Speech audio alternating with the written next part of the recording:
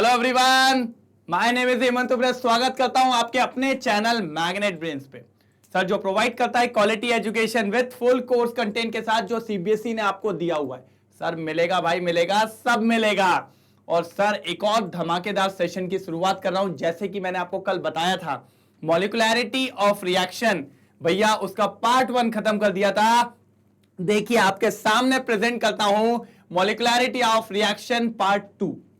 Sir आज इसमें क्या है, देखो बेटा, जो कल बताया था ना उसी से थोड़ी सी चीजें थी। कल मेरा जो कंसेप्ट था वो सिर्फ बेस्ड था मॉलिक्युलैरिटी, एलिमेंट्री रिएक्शन, कॉम्प्लेक्स रिएक्शन। आज भी वही टॉपिक्स हैं, लेकिन आखिरी में मैं इसको कंपेयर करने वाला हूं ऑर्डर ऑफ रिएक्शन और मॉलिक्युलैरिटी से, क्योंकि सर जरूरी है। अगर चीजें होंगी नहीं तो अपन को दिक्कतें बहुत हो जाएंगी। पक्का क्लियर है? बढ़े आगे और देखते हैं सर आज क्या मजा आने वाला है। सर तो मजा तो आएगा, बस आप लगे रहिए, टकाटक जुड़े रहिए। आ जाइए, चलिए सर, चलिए ये लीजिए। सर सबसे पहले बात कर रहे हैं मॉलिक्युलैरिटी ऑफ रिएक्शन में क्या।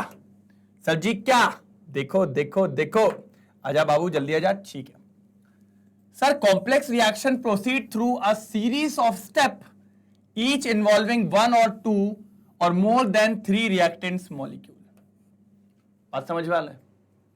बात समझ में आ रहा है क्या नहीं? कि सर जो कॉम्प्लेक्स रिएक्शन आपने पढ़ाई थी, आपने कहा था कॉम्प्लेक्स रिएक्शन जो होती है वो सीक्वेंस ऑफ स्टेप में होती है, मतलब स्टेप्स में होती थी। किस में होती थी सर? स्टेप्स में होती थी। जैसे मान लो स्टेप नंबर 1 में हुई, फिर मान लो स्टेप नंबर 2 में हुई, फिर मान लो भैया स्टेप नंबर 3 में हुई। इस तरीके से चीजें क्या होती जाती हैं? चलती जाती हैं। 1 2 3 इस तरीके से चीजें क्या हो रही थी आगे। और ये जो हर एक स्टेप थी, इसको अपन ने नाम दिया था, क्या दिया था? Elementary reaction. क्या नाम दिया था सर? Elementary reaction. ये ऊपर वाली elementary reaction number 1, elementary reaction number 2 और एलिमेंट्री रिएक्शन नंबर 3 था क्या नहीं था? जी सर बिल्कुल था। अब आगे पढ़ेंगे। A series these steps proposed to account for the overall reaction is called the mechanism of the reaction। जब ये सारे मिलके एक सिंगल स्टेप तैयार करते हैं जिसमें सिर्फ हमारा रिएक्टेंट और फाइनल प्रोडक्ट दिखता है, उस पूरी प्रोसेस को कहा जाता है मैकेनिज्म ऑफ द रिएक्शन। क्या कहा जाता है sir? Mechanism of the reaction. Sir mechanism of the reaction से कोई भी क्वेश्चन नहीं आता है, कुछ नहीं पूछता मैकेनिज्म ऑफ द रिएक्शन के बारे में, कुछ भी नहीं सर, कुछ भी नहीं। बोला ना, कुछ नहीं मतलब कुछ भी नहीं। ठीक है सर, तो मैकेनिज्म ऑफ द रिएक्शन पे कोई भी क्वेश्चन नहीं डालता। बात समझ पा रहे क्या बोला मैंने? कंफर्म? क्लियर है? ठीक, चलो okay, very good very good. Sir अब आगे सुनो। Sum of the step must satisfy the overall stoichiometry of the reaction. Sir सारी स्टेप्स का जो सम होगा वो सेटिस्फाई करता है ओवरऑल स्टेशियोमेट्री को। किसको करता है सर? ओवरऑल स्टेशियोमेट्री को ऑफ द रिएक्शन। स्टेशियोमेट्री याद है क्या नहीं है? सर जो भी रिएक्शन के आगे बैलेंस करने के लिए हम चीजें यूज करते हैं उनको कहा जाता है स्टेशियोमेट्री। और एक और बात समझिएगा, स्टेशियोमेट्री जो है, सारी स्टेप्स को जब आप मिला दोगे तो भैया उनका सम सेटिस्फाई करना चाहिए स्टेशियोमेट्री। सर ऐसा ना हो कि ये तीनों का मिलाने के बाद आप लोग का इन तीनों का और जो एक सिंगल रिएक्शन आपने बनाई है उनकी स्टेशियोमेट्री अलग अलग आए। नहीं सर, फिर तो वो आपका law of conservation of mass को भी तोड़ देगा। और हमने पढ़ा था law of conservation of mass normal reaction में नहीं टूटता है। कुछ भी कर लो, आपकी जो नॉर्मल रिएक्शन से, केमिकल रिएक्शन से, मैं भी कॉम्प्लिकेटेड रिएक्शंस मतलब आपकी न्यूक्लियर रिएक्शन की बात नहीं कर रहा हूं, सिंपल केमिकल रिएक्शन में कभी भी law of conservation of mass कभी भी नहीं टूटता है। यह बात हमेशा याद रखिए सर। कभी भी आपको कोई बोलना है हट, कभी नहीं टूटेगा मतलब कभी नहीं टूटेगा, बोल दिया मतलब बोल दिया, बोल दिया मतलब बोल दिया, टेंशन मत लो। बात समझ गए? क्लियर है? कंफर्म? पक्का? ठीक है, चलिए ओके, चलो आगे बात करते हैं। आप समझो, the slowest step must involve the molecule on which the rate of reaction actually depends as predicted experimentally. जो स्लोएस्ट स्टेप होगी वो must involve the molecule on which the rate of reaction actually depends as predicted experimentally. बात समझ गए क्या नहीं आया? क्या हो रहा है भैया कि जो स्लोएस्ट स्टेप होगी, पहले एक बार इसका स्क्रीनशॉट लो फिर मैं आगे बढ़ता हूं, जल्दी जल्दी पहले स्क्रीनशॉट लो। लिया? चलो हटाएंगे। पिछली बार का वो याद है जो डायग्राम तैयार किया था मैंने बढ़िया सा? सर जो स्लोएस्ट स्टेप होगी, जो स्लोएस्ट स्टेप होगी उसी को अपन कहते हैं रेट डिटरमाइनिंग स्टेप। कहने का तात्पर्य यह है, मान लीजिए आपकी एक कॉम्प्लेक्स रिएक्शन थी, आपकी एक कॉम्प्लेक्स रिएक्शन थी। क्या थी सर? एक कॉम्प्लेक्स रिएक्शन मान लेते हैं।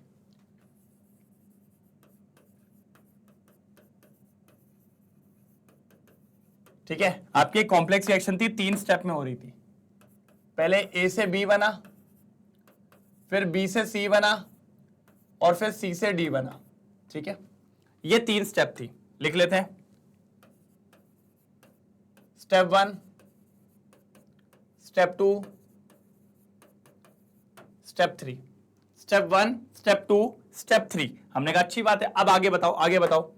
सर ये जो तीनों स्टेप है, अब इसमें से कोई एक स्लोएस्ट स्टेप होगी। मान लीजिए ये जो सेकंड वाली थी, ये थी आपकी स्लोएस्ट स्टेप। तो सर ये जो सेकंड वाली स्टेप है, ये पूरी ओवरऑल रिएक्शन का रेट डिटरमाइन करेगी। मतलब इस पूरी रिएक्शन का, ओवरऑल रिएक्शन का जो रेट होगा वो किससे निकाला जाएगा? स्लोएस्ट स्टेप से। ये रेट डिटरमाइनिंग स्टेप है। क्या है सर? रेट डिटरमाइनिंग स्टेप है। ये बात याद रखना है, ये बात दिमाग में डाल लीजिए। कौन सी है? Rate determining step. नहीं तो बहुत बड़ी दिक्कत हो जाएगी, बहुत ज्यादा दिक्कत हो जाएगी। फिर क्या करोगे अगर चिड़िया चुग गई खेत? तो ये बात आपको याद होनी चाहिए। तो लास्ट पॉइंट यही लिखा है, the slowest step must involve the molecule on which the rate of reaction actually depends as predicted experimentally. Experimentally देखा गया है कि स्लो स्टेप ही रेट डिटरमाइन करती है। पिछली बार नहीं देखा था, वो मैंने एक डायग्राम बताया था। टेलर के पास गए थे, 5 मिनट में काम हो गया था। रेस्टोरेंट गए थे, किसी होटल में खाए खाए और उसमें लग गया था टाइम टाइम, जिसके चलते पूरी रिएक्शन हो गई थी लेट लेट। और फिर हमने क्या कह दिया था कि भैया पूरी रेट ऑफ रिएक्शन उसी सीक्वेंस पे डिपेंड कर रहा है, क्योंकि उसको क्या कहा गया था? Slowest step. क्या कहा गया था सर? स्लोएस्ट स्टेप कहा गया था। मैंने कहा बढ़िया है सर, कोई दिक्कत की बात नहीं है, जब स्लोएस्ट स्टेप है तो कोई प्रॉब्लम है ही नहीं। चलो चलो क्लियर है इतना? एक बार स्क्रीनशॉट लेंगे जल्दी जल्दी। स्क्रीनशॉट हुआ? चलो अब देखो, अब ध्यान से देखना। देखो, let us consider the reaction of acetone and iodine. किसका ले लिया सर? एसीटोन और आयोडीन का। अब समझना, अब समझना, जरा ध्यान से समझना। अपन ने क्या ले लिया? Acetone iodine. The rate of this reaction depends on the concentration of both iodine and acetone. हमें ये देख के लग रहा है कि भैया एसीटोन पे भी डिपेंड कर रहा होगा और आयोडीन पे भी डिपेंड कर रहा होगा। It means by changing the concentration of either of the reaction the rate of the reaction can B change. मतलब अगर आपने इन किसी का भी कंसंट्रेशन को चेंज किया तो रेट लॉ या फिर रेट ऑफ रिएक्शन बदल जाएगा। हमने कहा अच्छी बात है। तो सर हमारे हिसाब से रेट लॉ हमने ये लिखा, R इक्वल्स टू के, क्या था? CH3COCH3, और यहां क्या था? I2। दिख रहा है? ये हमने रेट लिखा यहां पर, ये हमने रेट लिख लिया, क्योंकि भैया यहां भी 1 था, यहां भी 1 था, ये हमने लिख लिया। ठीक है, और हम ये मान रहे हैं कि अगर किसी का भी कंसंट्रेशन चेंज होगा तो भैया रेट चेंज हो जाएगा, क्योंकि रेट क्या होता है? The change in concentration of reactant and product per unit time. यही बोला था कि नहीं बोला था? बिल्कुल बोला था सर, क्यों नहीं बोलेंगे? यही बोला था। ठीक, एक बार इसका स्क्रीनशॉट लो, जल्दी लो, जल्दी लो, फिर आगे बढ़ेंगे। जल्दी जल्दी जल्दी जल्दी। अब देखो, लेकिन जब इसको एक्सपेरिमेंटली निकाला तो सर ये तो मैंने आपको पहले ही बताया था कि अपन रिएक्शन से नहीं लिख सकते। जब इसको एक्सपेरिमेंटली निकाला तब पता चला R इक्वल्स टू के, R इक्वल्स टू के CH3CO CH3, ये, और भैया I2 आया नहीं, ये एक्सपेरिमेंटली रेट लॉ आया। ये क्या आया? एक्सपेरिमेंटली रेट लॉ आया। और जिसमें यह पता चल रहा है साफ साफ कि जो रेट है सिर्फ और सिर्फ किस पे डिपेंड कर रहा है, एसीटोन पे। किस पे डिपेंड कर रहा है सर, एसीटोन पे। लिखिए, it means rate of independent of concentration of iodine, मतलब रेट आयोडीन पे डिपेंड ही नहीं कर रहा है, आयोडीन पे डिपेंड ही नहीं कर रहा है। अब क्या करोगे, अब क्या करोगे? तो sir we conclude that the chemical equation does not tell about the mechanism of the reaction। तो ये बात कंफर्म होती है कि आप रिएक्शन से कभी भी नहीं मान सकते कि रेट लॉ सही होगा क्या नहीं। ये मैंने आपको आगे भी बात बताई थी कि नहीं बताई थी? जी बिल्कुल। ये अब इधर से अपन ऑर्डर निकालेंगे तो कितना हो जाएगा, 1। कितना हो जाएगा, 1। ये सिंपल सी बात, क्या दिक्कत थी? ऑर्डर कितना बढ़िया आ गया, 1 आ गया, क्या टेंशन की बात नहीं थी सर, कहां टेंशन देने में लगे थे। तो ये बात हमेशा याद रखिए, जो पहले भी मैं आपसे बोल चुका था, रेट लॉ एक्सपेरिमेंटली निकाला जाता है। कैसे निकाला जाता है सर, एक्सपेरिमेंटली। कैसे निकालेंगे, एक्सपेरिमेंटली। कभी भी रिएक्शन को देख के रेट लॉ मत बताना, रिएक्शन को देख के रेट लॉ मत बताना, ठीक है? कोई दिक्कत तो नहीं? मेरे हिसाब से इस तक तो क्लियर होगा। कोई प्रॉब्लम? पक्का, कंफर्म? चलिए, हो गया सर। स्क्रीनशॉट ले लिया ना? पक्का? चलो स्क्रीनशॉट लो, जल्दी लो। ले लिया? चलो, अब मैं आपको क्या बताने वाला हूं सर। मैंने आज आपको बोला था कि मैं दोनों को कंपेयर करने वाला हूं। किस किस को कंपेयर करने वाले हैं सर? सर जी, सर जी,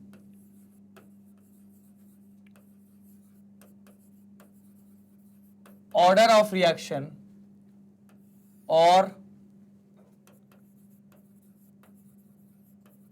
मॉलिक्यूलैरिटी। किस किस को सर? ऑर्डर ऑफ रिएक्शन और मॉलिक्यूलैरिटी।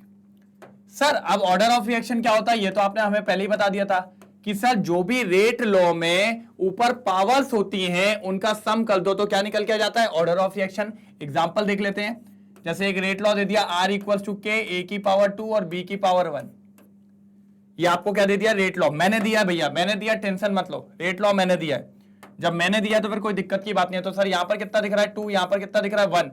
तो इसकी ऑर्डर कितनी हो जाएगी सर, 2 + 1 कितनी, थर्ड ऑर्डर। ये होती है अपनी ऑर्डर ऑफ रिएक्शन। इस तरीके से अपन ऑर्डर ऑफ रिएक्शन निकाल सकते हैं। It is defined as the sum of power of concentration term involve in rate law expression. Sir molecularity क्या होता है, अब आओ सर। जैसे example 2HI gives H2 + I2, यही होगा। अब मैंने कहा सिर्फ रिएक्टेंट को फोकस करो। किसको फोकस करो, रिएक्टेंट। रिएक्टेंट के कितने मॉलिक्यूल पार्टिसिपेट कर रहे हैं सर जी, 2। कितने पार्टिसिपेट कर रहे हैं, 2। ओके ओके, मतलब इसकी मॉलिक्यूलैरिटी, इसकी मॉलिक्यूलैरिटी कितनी हो गई, 2। और अगर मॉलिक्यूलैरिटी 2 हो गई, अगर मॉलिक्यूलैरिटी 2 हो गई तो इसको अपन कहेंगे बायमॉलिक्यूलर। क्या कहेंगे सर, बायमॉलिक्यूलर। पढ़ा था कि नहीं पढ़ा था? क्योंकि सर दो मॉलिक्यूल रिएक्टेंट, मतलब आप मान लीजिए एक HI का मॉलिक्यूल, एक HI का मॉलिक्यूल, दोनों आपस में क्या कर रहे हैं, कोलाइड कर रहे हैं। और ये कोलाइड साइमल्टेनियसली हो रहा है, इसलिए इसकी मॉलिक्यूलैरिटी कितनी आ गई, 2। और इसको क्या कहेंगे अपन, बायमॉलिक्यूलर। और अगर सर मॉलिक्यूलैरिटी 1 आ जाती तो क्या कहते हैं बेटा, 1 आ जाती तो कहते हैं यूनिमॉलिक्यूलर। और अगर सर 3 आ जाती तो क्या कहते हैं, ट्राइमॉलिक्यूलर। कोई दिक्कत की बात नहीं है, क्या कहते हैं, ट्राइमॉलिक्यूलर। ठीक है, तो ये था पहला पॉइंट कि मॉलिक्यूलैरिटी और भैया ऑर्डर ऑफ रिएक्शन क्या होता है। ठीक है, it is defined as the number of total sum of number of terms of reactant involve in balance chemical equation. जितने भी रिएक्टेंट्स इन्वॉल्व हो रहे हैं उनका सम कर दीजिए मॉलिक्यूल्स का, वो निकल के आ जाती है मॉलिक्यूलैरिटी। और इधर पे क्या होता है कि जो रेट लॉ है उसके ऊपर जो पावर्स हैं उनको ऐड करिए, तब निकल के आइए आपकी ऑर्डर ऑफ रिएक्शन। मैंने कहा बहुत शानदार, क्या दिक्कत है। अब आते हैं सेकंड पॉइंट। चलिए sir, order of reaction can be whole number.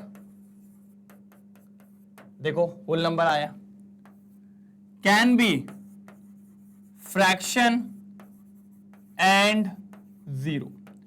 मतलब वो फ्रैक्शन भी हो सकती है और 0 भी हो सकती है।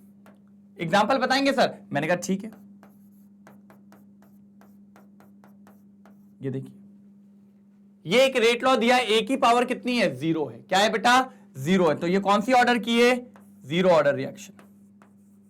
याद है 0 ऑर्डर रिएक्शन? हाँ सर बिल्कुल।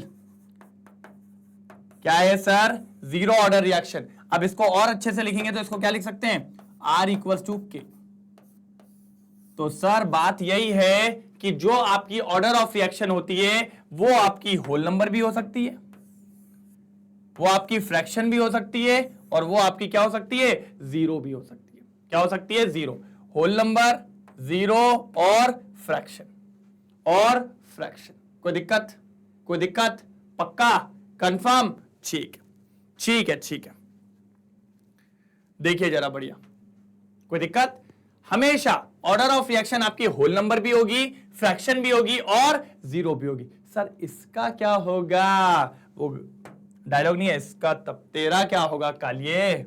बस वैसी वाली बात है। चलो आ जाओ। सर इधर पे अगर हम बात करें तो हमें आपने बताया था ये सिर्फ होल नंबर होती है, ये सिर्फ होल नंबर होती है, ये कभी आपकी फ्रैक्शन नहीं होगी और ये आपकी कभी 0 भी नहीं होगी। सर ऐसा क्यों 0 नहीं हो सकती? चलो भैया, मैंने डेफिनेशन क्या बताई? जितने भी रिएक्टेंट मॉलिक्यूल पार्टिसिपेट करते हैं वही मॉलिक्युलैरिटी बताते हैं। अगर जब रिएक्टेंट मॉलिक्यूल आप किसी की मॉलिक्युलैरिटी को 0 बोल दोगे, दैट मींस वहां पर रिएक्टेंट है ही नहीं। और अगर रिएक्टेंट नहीं है तो क्या रिएक्शन होगी? अरे सर नहीं होगी ना। सर कैसी बात कर रहे हो? रिएक्टेंट अगर नहीं होंगे तो क्या रिएक्शन होगी? नहीं होगी। इसलिए सर मॉलिक्युलैरिटी कभी भी 0 नहीं हो सकती। मॉलिक्युलैरिटी कभी भी 0 नहीं हो सकती। मॉलिक्युलैरिटी कभी भी 0 नहीं हो सकती। ठीक है, कोई दिक्कत? कोई प्रॉब्लम? कोई दिक्कत तो नहीं है यहां पर? ठीक है सर, फ्रैक्शन का बताएंगे। मैंने बेटा आपको बताया था कि कभी भी अपन जो रिएक्शन बैलेंस करते हैं अपन होल नंबर में करते हैं, कभी कभी फ्रैक्शन में कर देते हैं कि अरे यार कल 2 देख लेंगे, नहीं, लेकिन कभी भी नहीं। फ्रैक्शन में कभी मत करना सर, अपन गलती करते हैं। फ्रैक्शन में कभी नहीं करते बैलेंस, कभी भी नहीं करना, हमेशा होल नंबर में। इसलिए याद रखो, order of reaction whole number, fraction 0, सब कुछ ब्रह्मांड है, समा गया अंदर। लेकिन यहां नहीं, सिर्फ whole number. No fraction no 0, no fraction no 0। चलो स्क्रीनशॉट मारो, फिर आगे बढ़ते हैं, अगला पॉइंट देखते हैं, जल्दी करो। हुआ? कोई तकलीफ तो नहीं है? तो नहीं ना तकलीफ? चलो ठीक है, थर्ड पॉइंट देखते हैं। सर आ जाओ।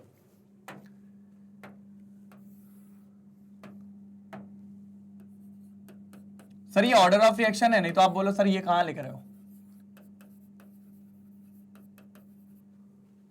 और ये आपकी क्या है? ये मॉलिक्युलैरिटी। बोलते नहीं हो यार तुम लोग।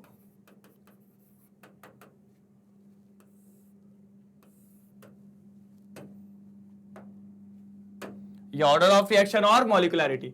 अब ये कहते हैं सर ऑर्डर ऑफ रिएक्शन जो है वो एक्सपेरिमेंटल कंसेप्ट है।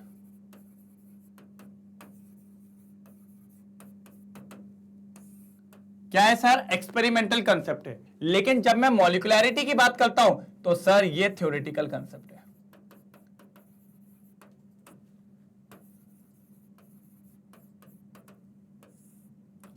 क्या है सर? थ्योरेटिकल कंसेप्ट है। कौन सा कंसेप्ट है? थ्योरेटिकल कंसेप्ट है। मैंने कहा ठीक है सर, कुछ प्रमाण? हाँ, let suppose a + 2b gives c। पढ़ा था कि नहीं पढ़ा था? मैंने कहा इससे रेट लिख के दिखाओ रिएक्शन से, तो आपने कहा सर लिख तो नहीं सकते, लेकिन अगर आप बोलोगे तो लिख देंगे। ये लिख दिया। कैसे लिखा सर? देख के लिखा। देख के लिखने को क्या कहते हैं? थ्योरेटिकल। फिर मैं इसको लैब में ले गया टेस्ट करवाने के लिए। मैंने कहा मैं एक्सपेरिमेंट करके आऊंगा। जब मैं एक्सपेरिमेंट करके आया तो पता है रेट लॉ क्या आया? R = K, A की पावर 1 और B की पावर भी 1। अब मेरा दिमाग खराब हो गया कि सर ये तो रिएक्शन में था ही नहीं, A तो 1 ठीक है, बी तो आपका 2 था, इधर 1 कैसे आ गया? तो मैंने कहा यही तो बात थी, यही तो बात थी। ऑर्डर जो है स्टेशियोमेट्री से मैच कर भी सकती है और नहीं भी कर सकती, इसलिए कभी देख के मत लिखना, हमेशा एक्सपेरिमेंट के थ्रू आता है। इसीलिए कहते हैं order of reaction is a experimental concept. क्या कहते हैं? Experimental concept.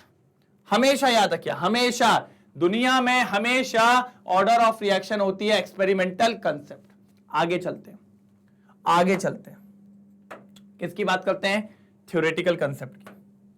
आगे चलते हैं, किसकी बात करते हैं? थ्योरेटिकल कंसेप्ट की। सर इसमें क्या था? ये तो बहुत इजी था, देखो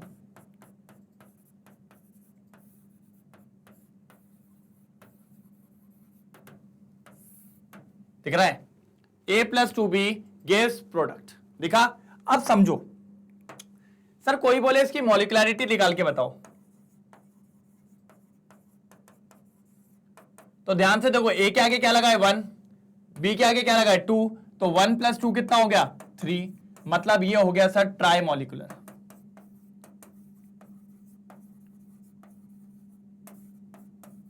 क्या हो गया सर जी? Try molecular.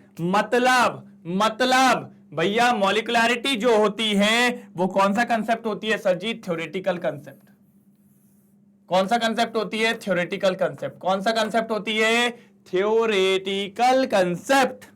कौन सा होता है सर? Theoretical concept. क्लियर है यहां तक बात? बात क्लियर है क्या नहीं? कोई डाउट तो नहीं?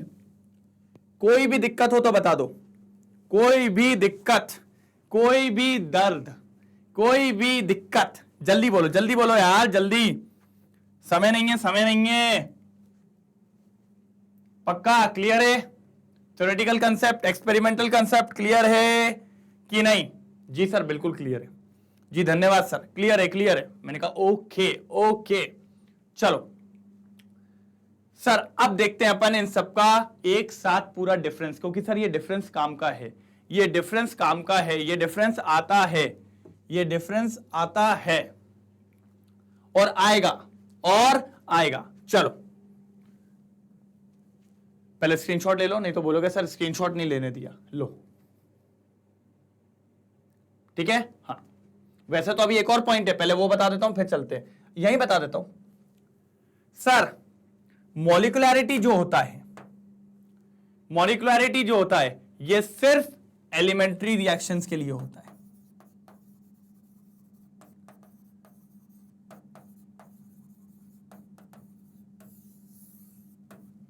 किसके लिए होता है सर? Elementary reaction. क्यों होता है एलिमेंट्री रिएक्शन? क्योंकि सर सिंगल स्टेप रिएक्शन होती है, आसानी से मॉलिक्युलरिटी निकल जाती है, कोई दिक्कत की बात नहीं आती है।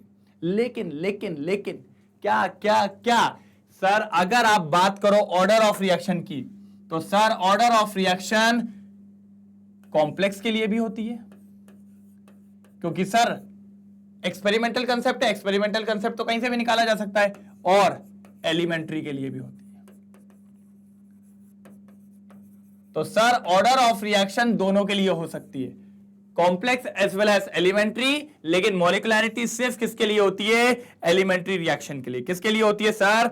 एलिमेंट्री रिएक्शन के लिए। यह बात आपको पता होनी चाहिए, नहीं तो दिक्कत बहुत हो जाएगी। चलो क्लियर है कि नहीं? जल्दी बोलो सर, क्लियर कि नहीं? अरे सर एकदम बोले तो टकाटक। ठीक है ठीक है। चलो अब बढ़ते हैं आगे।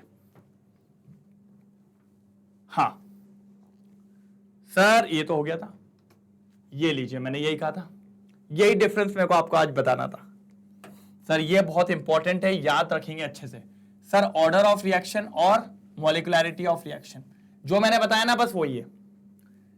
डेफिनेशन होता है, पहला पॉइंट हमेशा डेफिनेशन होता है।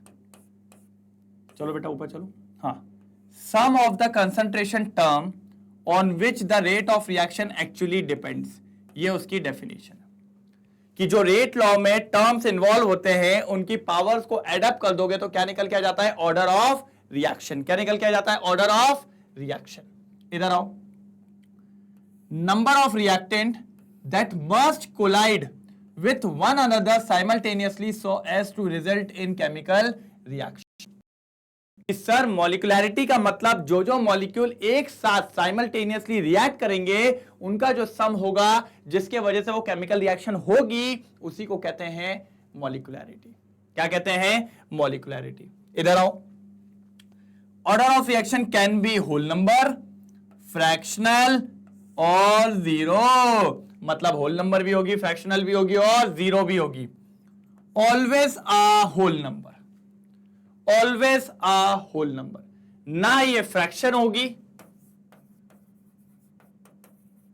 ना ये जीरो होगी। कौन? Molecularity. Cannot be calculated by using balance equation, it can be only determined experimentally. Sir reaction से मत लिखना, रिएक्शन की मदद से कभी मत लिखना ऑर्डर ऑफ रिएक्शन, नहीं तो फंस जाओगे। इधर can be added by simply addition the molecule of the slowest step. यही मैंने बोला कि अगर कहीं पर लिखा है A+2B gives product, that means A का 1 है B का 2 है, दोनों को प्लस करो, मॉलिक्युलैरिटी हो गई, मॉलिक्युलैरिटी हो गई, कोई दिक्कत की बात नहीं है, मॉलिक्युलैरिटी समाप्त। अब इधर आओ। Applicable to elementary as well as complex reaction, applicable to elementary as well as complex reaction. और इधर सिर्फ और सिर्फ एलिमेंट्री रिएक्शन, सिर्फ और सिर्फ एलिमेंट्री रिएक्शन। ठीक है, बात क्लियर है? बात क्लियर है? बात क्लियर है क्या नहीं? हाँ हाँ सर बिल्कुल क्लियर है सर। ऐसे कैसे क्लियर नहीं होगी जब आप करवाएंगे तो? मैंने कहा ये बात भी है भाई, जब अपन करवाएंगे तो क्यों नहीं होगी। चलो एक बार स्क्रीनशॉट लो, जल्दी स्क्रीनशॉट लो। वाह सर ये अच्छे से लिखना, ये इंपॉर्टेंट पॉइंट है। लो पहले क्लियर भी कर देता हूं जल्दी।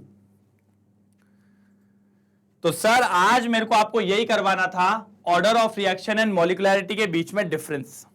जरूरी है सर, जरूरी है। अब ऑर्डर ऑफ रिएक्शन और मॉलिक्युलैरिटी ऑलमोस्ट खत्म। अब शायद कल का लेक्चर थोड़ा सा तूफानी होने वाला है, मतलब न्यूमेरिकल वाला होने वाला है। क्यों? क्योंकि ऑर्डर ऑफ रिएक्शन का एक धमाकेदार क्वेश्चन लेके आने वाला हूं कल। मजा आएगा सर, मजा आएगा। आपको देख के ऐसा लगेगा अरे तूफानी हो रही है सर, तूफानी हो रही है। मजा आएगा आपको। आप बोलोगे सर जी तड़कता भड़कता काम हो रहा है, काम हो रहा है तड़कता भड़कता। तो भैया ऑर्डर ऑफ रिएक्शन और मॉलिक्युलैरिटी अपन देखने को मिलने वाले। ये तो हो गया। ऑर्डर ऑफ रिएक्शन पे बात करूंगा बस। मॉलिक्युलैरिटी बहुत इजी है सर, पूछता नहीं है ज्यादा, लेकिन कभी कभी पूछ लेता तो क्या करोगे भैया, बताना तो पड़ेगा। इसीलिए तो सर कल का जो लेंगे अपन लेक्चर उसमें थोड़ा क्वेश्चन, और उसके बाद अपन चले जाएंगे sir main topic integrated rate equation for zero order और फर्स्ट ऑर्डर। फिर वहां तूफान मचाएंगे, जम के तूफान मचाएंगे। टेंशन क्यों ले रहे हो यार, मैं हूं ना, बस टेंशन मत लो, हो जाएगा, सारी चीजें हो जाएंगी, पक्की बात है, पक्की बात है, डैम श्योर। अगर कुछ दिक्कत जाए या कुछ प्रॉब्लम लगे तो बता दीजिएगा, अपन समझ लेंगे एक बार, है ना। कोई दिक्कत की बात नहीं है, सारी चीजें बढ़िया है, ऑल सेट है। तो सर ये था अपना ऑर्डर ऑफ रिएक्शन और मॉलिक्युलैरिटी ऑफ रिएक्शन। क्लियर है यहां तक बात? चलिए मेरे हिसाब से तो कोई दिक्कत नहीं हुई होगी, बढ़िया चला होगा, एक नंबर चला होगा। अगर सर कहीं कोई डाउट हो तो एक बार डाल दो, कमेंट सेक्शन में डाल दो, कोई भी दिक्कत हो तो डाल दो, नहीं तो फिर अपन देखते हैं। ठीक है, बाकी बढ़िया लगा कि नहीं? ठीक है सर, कल का और धमाकेदार वीडियो है, धमाकेदार, झमाझम मजा आने वाला है। आज का तो फिर एक सेशन समाप्ति हो रहा है, कोई दिक्कत की आती है, लेकिन कल का और मजेदार है, तो कल कोई मिस नहीं करेगा। सब टाइम पे बैठे रहिए सर, रोज आपके पास लेक्चर भर भर के आने वाले हैं और मजा एक नंबर आने वाला है। सर अगर आप देखो तो अभी अपन ने सीक्वेंस में काफी कुछ खत्म कर लिया है। पहले अपन ने देख लिया भैया rate of reaction, differential equation वाला, वो थोड़ा सा डेल्टा वाला। फिर उसके बाद अपन ने लॉ ऑफ मास एक्शन देख लिया, उसके बाद अपन ने रेट कांस्टेंट देखा, फिर अपन ने उसके कैरेक्टरिस्टिक्स देखे, फिर उसके बाद रेट लॉ देखा अपन ने, और फिर क्या देखा था, यूनिट्स देखी रेट कांस्टेंट की, फिर ऑर्डर ऑफ रिएक्शन देखी, अब मॉलिक्युलैरिटी देखी और दोनों के बीच का डिफरेंस भी देख लिया। मतलब सर आप देख रहे हो कहीं ब्रेक नहीं हो रही है, चेन बहुत तेजी में चल रही है। बस आपका एक काम है कि जुड़े रहना है, क्योंकि आप जुड़े नहीं रहेंगे तो अपन फंस जाएंगे। डिपेंड पूरा करेगा कि आप मेरे को कितना सपोर्ट कर रहे हो। सर मैं तो बैठा हूं, पेपर के रात तक बैठा हूं, आप टेंशन मत लो, बस आपका काम है कि सर जुड़े रहना है। ठीक है, क्या करना है, जुड़े रहना है। तो चलिए सर आज खत्म करते हैं ये बढ़िया सेशन और मिलते हैं कल एक और 1 नंबर सेशन में, जो होने वाला है कल, जो होने वाला है ऑर्डर ऑफ रिएक्शन से कुछ रिलेटेड। कुछ तो गड़बड़ है दया ऑर्डर ऑफ रिएक्शन में, बस वही वाली बात है। तो कल देखना, कोई नहीं भूलेगा, बहुत इंपॉर्टेंट टॉपिक है सर, क्योंकि कल वाले से एक क्वेश्चन आने के चांसेस हैं। ठीक है, पक्का, कंफर्म, मान लू आपकी बात। चलिए तो फिर आज का सेशन खत्म करते हैं, बस ऐसे ही लगे रहिए सर बढ़िया तरीके से। Thank you so much, bye bye.